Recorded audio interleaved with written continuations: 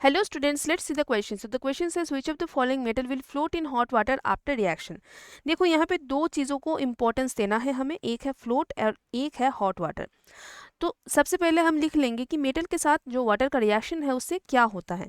Metal जब water के साथ रिएक्शन करता है, अब वाटर आप कोल्ड हॉट स्टीम कुछ भी समझ लो, जनरली क्या होता है, जनरल रिएक्शन ऐसा है कि मेटल हाइड्रोक्साइड या फिर ऑक्साइड होता है, राइट.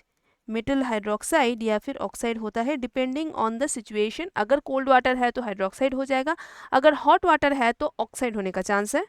एंड साथ में हाइड्रोजन गैस प्रोड्यूस होता है. अब ये जो हाइड्रोजन गैस है ना, अगर आपका reaction is vigorous, if reaction is vigorous, बहुत ही हाईली रिएक्टिव मेटल के साथ वाटर का रिएक्शन हो रहा है, तो ये जो H2 है विल कैच फायर, जल उठेगा ये, तो आपको एक्सप्लोशन दिखेगा. ऑलराइट, क्योंकि उसमें ढेर सारा हीट प्रोड्यूस हो रहा है, तो इसी जो ढेर सारा हीट प्रोड्यूस हो रहा है इसी में ये हाइड्रोजन गैस जल रहे हैं, बर्न हो रहे हैं, तो आपको एक्सप्लोशन दिख जाएगा. तो ऐसा कौन है, ऐसा तो कोल्ड वाटर में ही कर लेता है. कौन ऐसा जो हाइड्रोजन को जलाने वाला काम ये कोल्ड वाटर में ही कर लेता है? Sodium, potassium. तो सोडियम यहाँ पे है. ऑलराइट, इसके बारे में हम बात नहीं करेंगे, ये ऑप्शन डिस्कार्डेड. अब क्यों डिस्कार्डेड है? डिस्कार्डेड इसलिए है, देखो float, this is the second most important word hair. Float इसलिए करता है कि अगर ये हाइड्रोजन नहीं जलता है और ये hydrogen sticks to the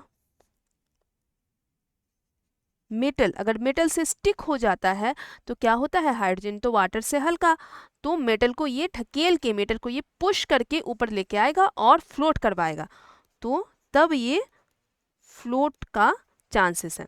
alright, तो हाइड्रोजन को जलना नहीं पड़े चाहिए. ऑलराइट, हाइड्रोजन जले ना, ऐसे रिएक्शन हमें लेना है. ऐसे ही मेटल को हमें चूज करना है जहाँ रिएक्शन बहुत विगोरस नहीं होता है, हाइड्रोजन जल नहीं जाता है, एक्सप्लोशन नहीं होता है, बट ये हाइड्रोजन जो है ये मेटल के साथ स्टिक हो जाता है और मेटल को पुश करके ऊपर लाके फ्लोट कराता है.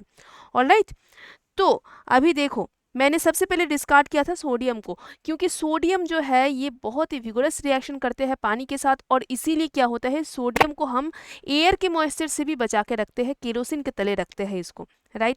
तो कैल्शियम एंड सोडियम में से सोडियम तो डिस्कार्ड कर दिया ऑप्शन ए को, राइट. नेक्स्ट में आ जाते हैं magnesium and iron. Hot water बोला गया है, राइट. मैग्नीशियम एंड आयरन में से आयरन हॉट वाटर के साथ रिएक्शन ही नहीं करेगा, इसके लिए हमें चाहिए स्टीम, इसके लिए हमें स्टीम का ज़रूरत है.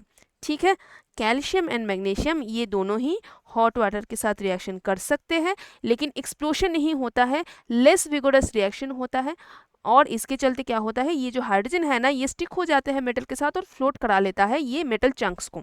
तो ये हो गया आपका आंसर ऑप्शन सी. अब डी में देख लेते हैं आयरन एंड सोडियम, दोनों का तो एकदम ऑपोजिट कंडीशंस चाहिए. सोडियम को कोल्ड वाटर से ही प्रॉब्लम है, कोल्ड वाटर में ही वो विगोरस रिएक्शन करके हाइड्रोजन को जला लेते हैं, और आयरन तो कोल्ड वाटर क्या हॉट वाटर के साथ ही रिएक्शन नहीं करेगा, उसे चाहिए स्टीम. तो this is also discarded, right. Your option C is the correct answer. I hope समझने में कोई आपको डिफिकल्टी नहीं है. Thank you so much.